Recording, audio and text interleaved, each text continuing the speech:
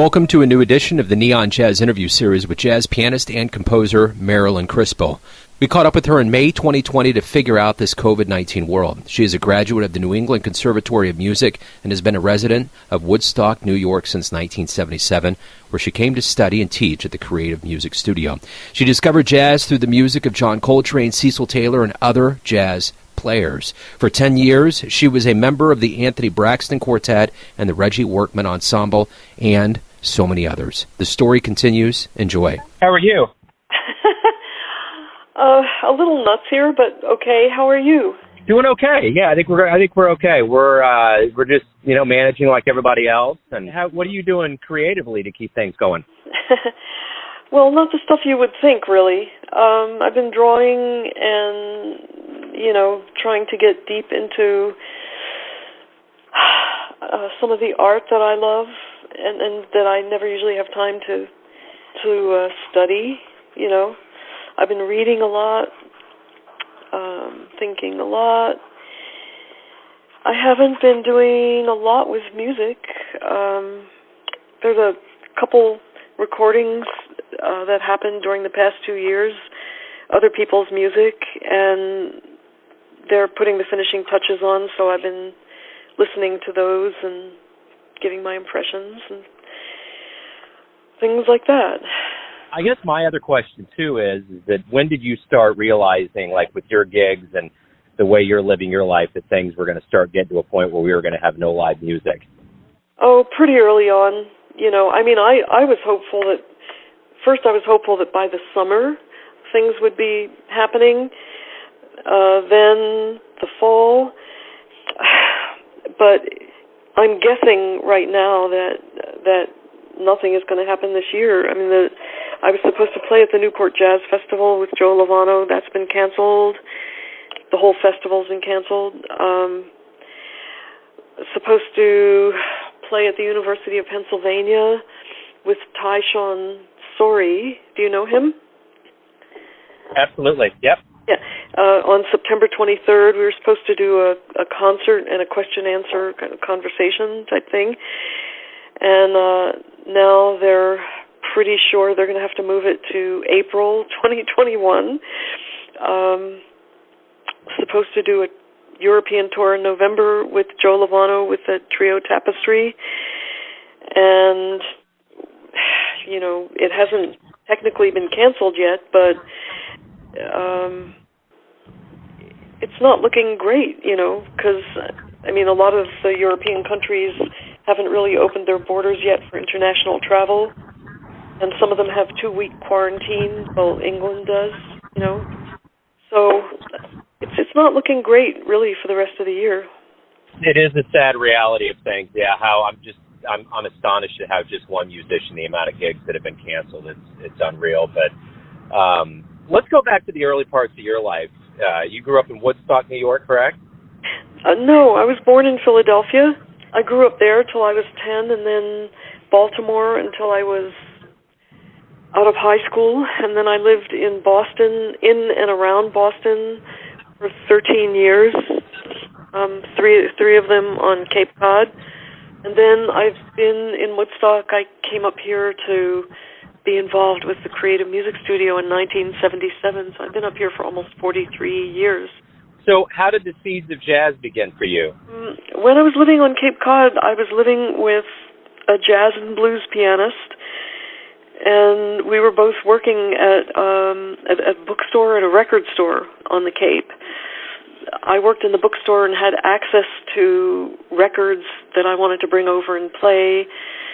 So I started listening to things, but the main thing was that the guy I was living with had a wonderful record collection of contemporary jazz in particular. So I started listening to a lot of that, in particular Coltrane and Cecil Taylor, Paul Bley, Abdullah Ibrahim, who I think was still Dollar Brand at that time, Keith Jarrett, some of his early recordings, and that's how I got into it. But I would say Coltrane was the particular driving force that got me into it, the spiritual force that got me into it. Is the stage always been kind of a natural place, a second home for you? Have you ever been nervous, or has it been just kind of always something that's, been written in the stars for you? I'm always nervous before every single concert, and probably will be, forever. I'm not even sure nervous is the right word. It's more a kind of nervous energy, or people have referred to it as gathering your energy. You're in like a heightened state of some kind, and depending on what I'm doing, I'm more or less actually nervous.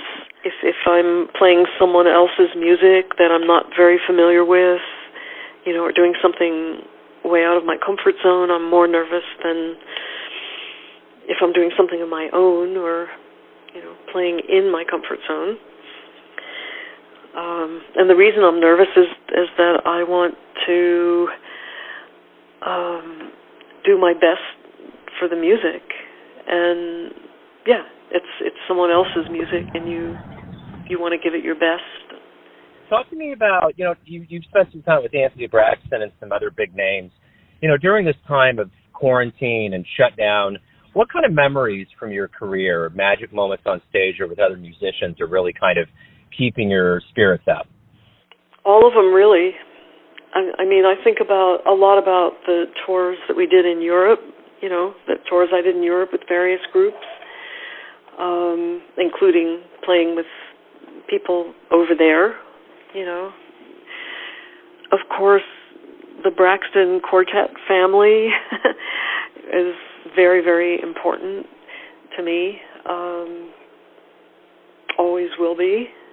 I can't really say one particular thing. No, I think you answered it. Yeah, that makes sense. That totally makes sense. What do you like best about being a musician? It's what I gravitate toward naturally. It seems to be what I have an aptitude for. So I love music. I love the communication of playing with people. I love communicating with people, on stage and in the audience. It's a chemistry, it's like a chemical reaction that takes place that I feel it propels me and possibly other people into some kind of altered state of consciousness, where they're really in touch with something deep and transformational. It's not that I'm thinking that when I'm playing, but it's not just about playing. It's about all these other things too. We're going to get to the point where we get to the end of this COVID-19, and we will play. We don't know yet, but when that's going to be. But when that does happen, what do you hope both musician and the audience realizes from this time away from live music? That the arts are not a frivolous thing, unimportant and not deserving of attention or funding, that the arts are the soul of a culture, and without them, we're just surviving. We're not really living. And I really believe that. Dan, I agree. My final question to you is this. Everyone has a perception of you, your family, your friends, and your fan base, but you're the one that's leading your life. Who do you think you are? Well, not anything that could be put into words. I've been into Buddhism for a long, long time, and that deeper part of yourself is not something that can be put into words or even conceptualized. Who do I think I am? I could only say that in a very surface kind of way. I like solitude. I have a lot of friends. I like going deep into things, into studying things and into my own mind. I love animals.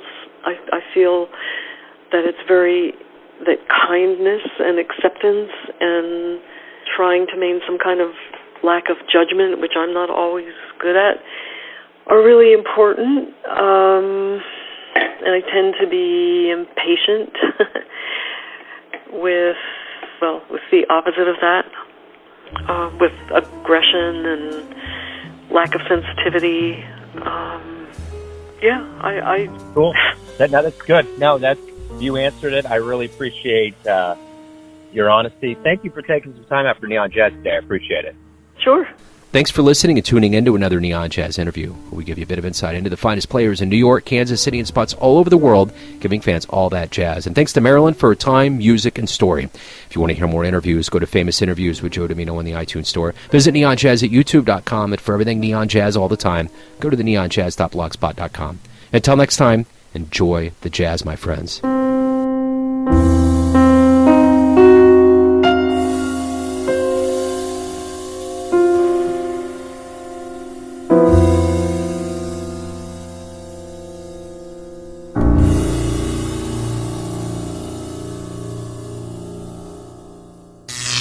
Neon Jazz.